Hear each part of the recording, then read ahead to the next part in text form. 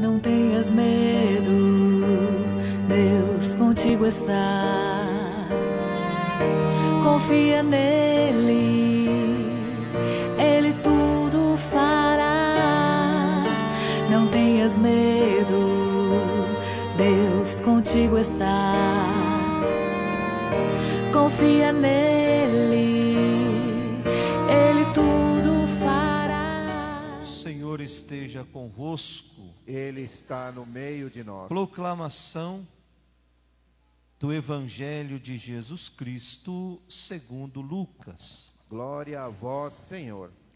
Naquele tempo, alguém do meio da multidão disse a Jesus: Mestre, dize ao meu irmão que reparta a herança comigo. Jesus respondeu: Homem, quem me encarregou de julgar ou dividir vossos bens?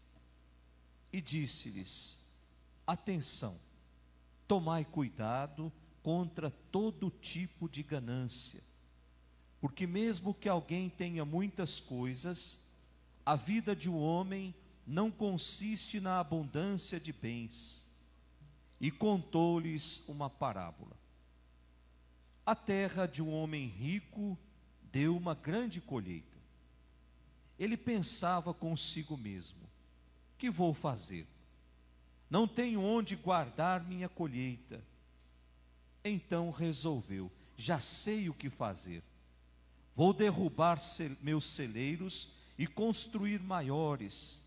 Neles vou guardar todo o meu trigo junto com os meus bens. Então poderei dizer a mim mesmo: meu caro, tu tens uma boa reserva para muitos anos. Descansa, come, bebe, aproveita. Mas Deus lhe disse: louco, ainda nesta noite pedirão de volta a tua vida. E para quem ficará o que tu acumulaste? Assim acontece com quem ajunta tesouros para si, mas não é rico diante de Deus. Palavra da salvação. Glória a vós, Senhor. Vós fostes, ó Senhor, um refúgio para nós. Vós fostes, ó Senhor, um refúgio. Que as palavras do Santo Evangelho perdoem os nossos pecados. Amém. Podemos sentar. Caríssimos irmãos, as leituras desse final de semana, de número 18, 18º domingo do tempo comum. Daquele total de 34, portanto, já passamos da metade da nossa caminhada de tempo comum. E a palavra de Deus nesse final de semana vem com o intuito de nos questionar sobre a nossa postura diante dos bens desse mundo. Qual é o lugar que os bens desse mundo ocupam na minha vida? E ao mesmo tempo, as leituras deixam muito claras que não são os bens desse mundo que vão nos garantir o céu. Não são os bens desse mundo que vão dirigir a nossa vida. Olhemos a primeira leitura que nós acabamos de ler, livro do Eclesiástico, Eclesiastes, o capítulo 1.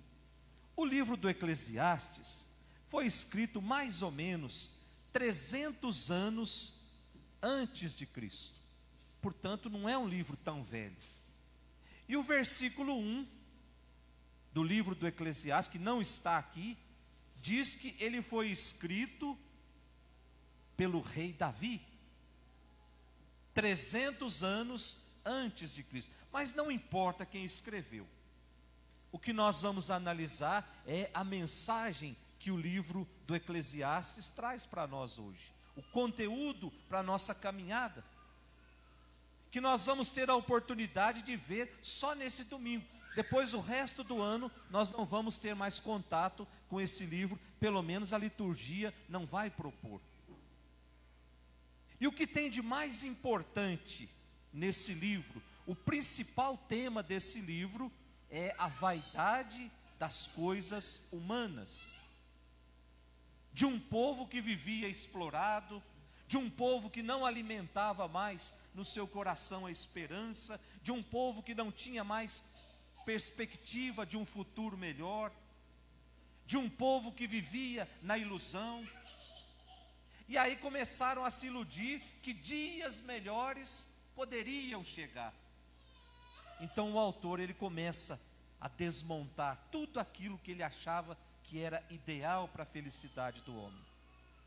Não são as buscas desenfreadas por riqueza, por poder, por prazer, por fama, por condição social.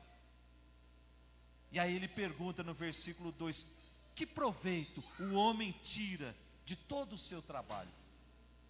De que adianta trabalhar a vida inteira? Qual é o dividendo que sobra para o homem diante de todo o seu trabalho? Então o livro aparentemente nos apresenta como sendo um livro pessimista acerca da realidade, dá a impressão que viver não faz nenhum sentido.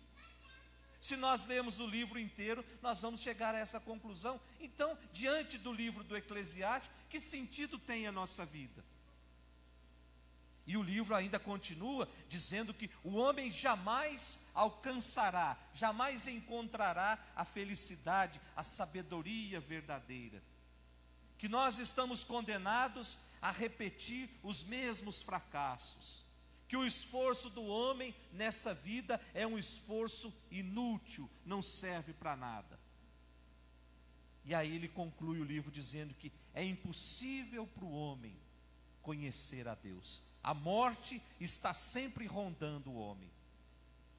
Portanto, é um livro que não dá resposta para absolutamente nada, mas vem denunciar o fracasso da sabedoria tradicional. Vem denunciar aquilo que nós achamos que é o certo. E aí o texto de hoje, o autor vem dizer que o esforço do homem ao longo de toda a sua vida não vai servir para nada. Ele perde tempo construindo algo que depois ele vai deixar para outro. Está lá no versículo final, no comecinho da leitura. De que vale o homem construir tudo se não vai usufruir de nada? E aí ele fala 25 vezes, vaidade das vaidades, tudo é vaidade.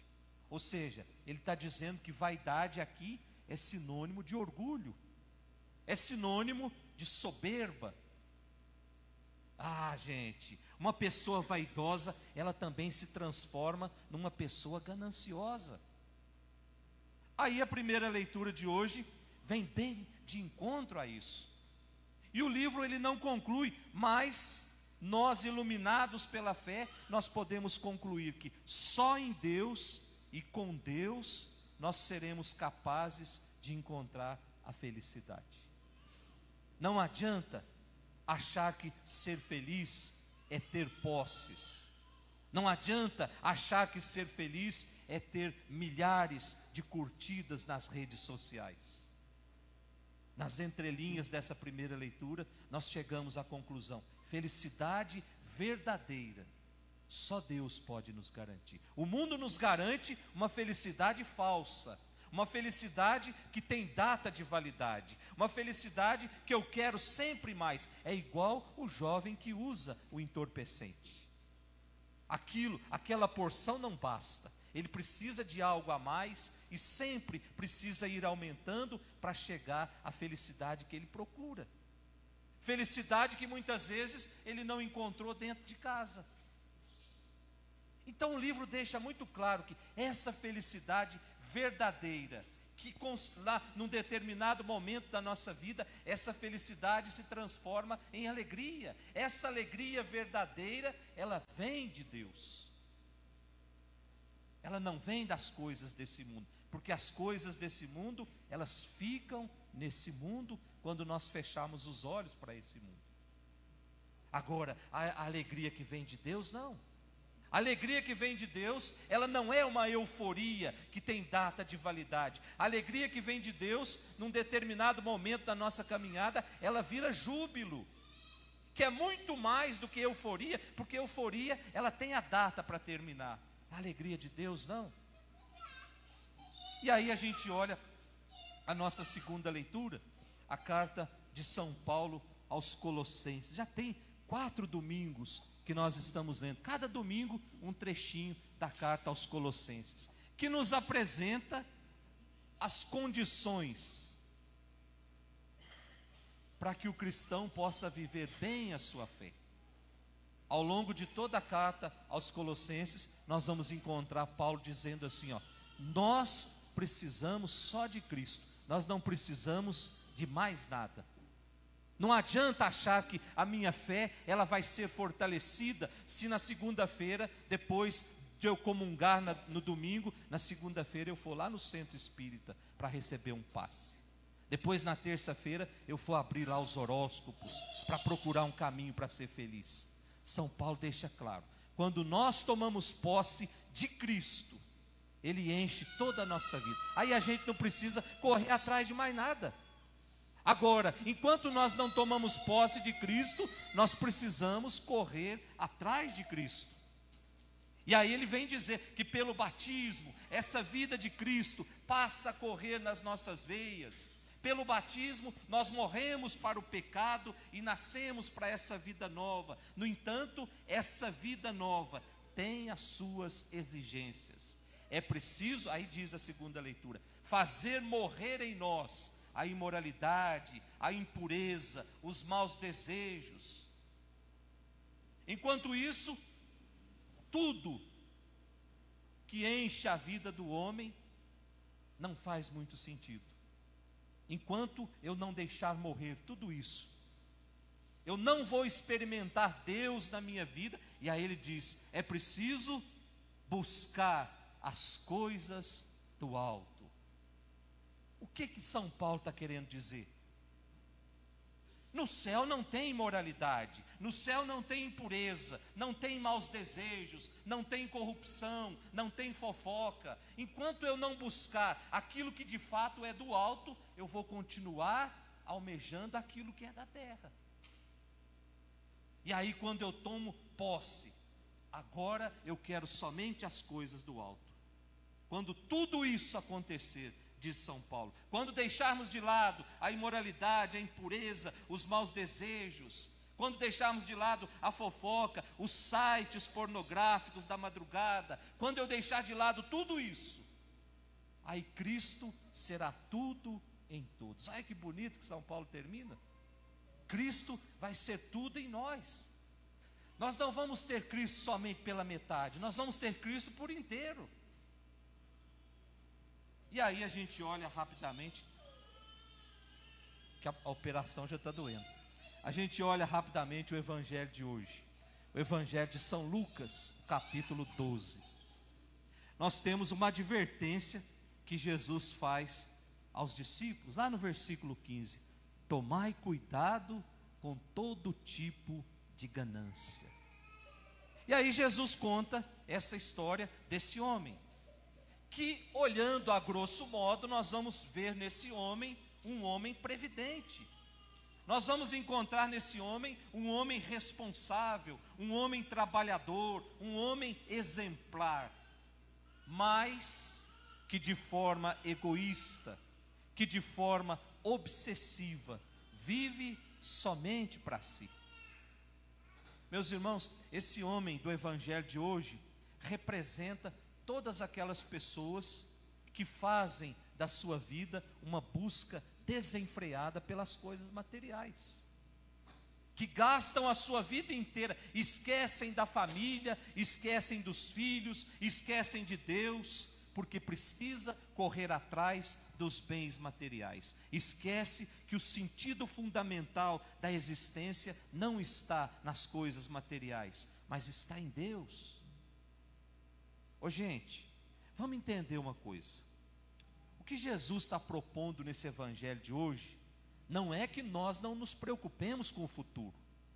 Não é isso, prestem atenção. Não é que nós não tenhamos condições dignas de sobrevivência, não é isso. Mas sim, ele diz que nós não sejamos escravos do dinheiro.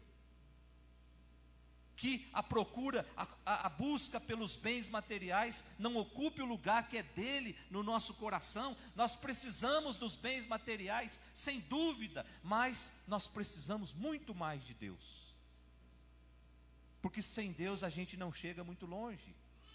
Sem Deus a gente fica patinando na lama desse mundo, mas com Deus nós podemos conquistar esse mundo.